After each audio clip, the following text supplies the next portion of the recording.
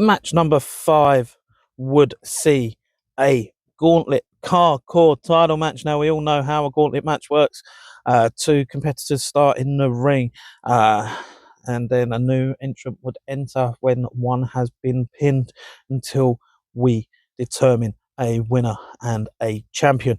So in at number 1, we'd see Amara. I've been waiting to see her, some of her in action in the ring, and she would be taking on Jazz the Ripper to start. Now, Ripper would attack before the bell, but Amara would respond with some arm drags and an early suplex for the 2 count, and then start to bend the rules before turning her abuse to the fans. And at this point, this would allow Jazz the Ripper to start biting. She then hit the old school style arm drag and a code breaker for a near fall. Amara would continue to bend the rules and start to unload. Both women would end up top, and Jazz the Ripper would somehow manage to then hit the F5 to pin Amara. At this point, at entrant number 3, Coltrane would come out. Coltrane and Amara would beat down on Jazz the Ripper, and this was enough of a beating for Coltrane to then hit the side effect to pin Ripper. Out at number 4, we would see Caro. Now, Caro would come in with a big boot, but Coltrane would respond with a jawbreaker and a lariat, then a discus lariat for a near fall. Caro would respond with a discus lariat for a near fall.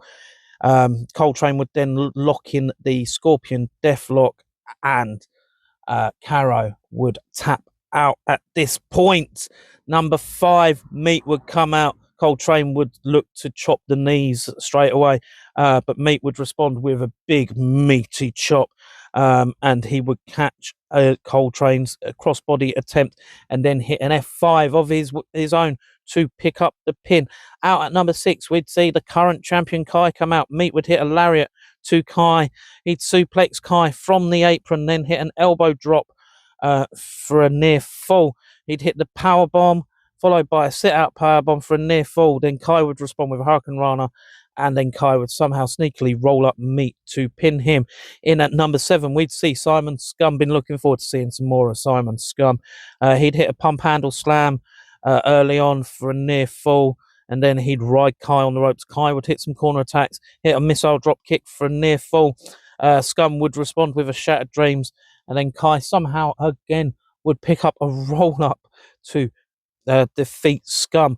Now, at this point, Meat would come back out, and he would choke slam Kai, and then Simon Scum would hit a driver onto a chair to knock out Kai. In at number 8, the final combatant, we would see Abs come out. Now, Abs didn't have to do much. He literally walked into the ring, saw Kai lifeless in the ring, and he would pin Kai and be crowned the new Cardcore champion. Wow, so many Cardcore champions.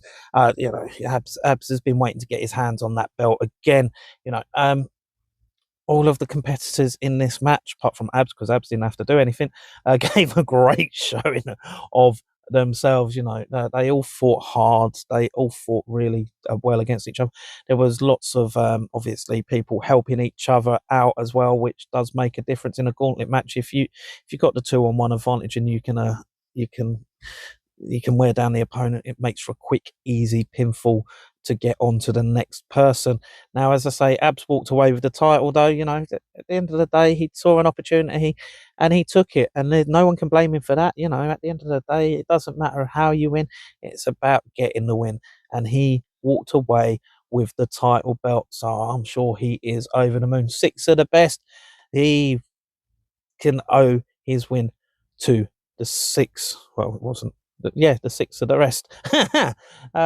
Anyway, it was a fun little match. Do love me a Gauntlet match. If you ever get a chance to see any of these 8 fantastic talents in action, thoroughly recommend you do so for yourselves.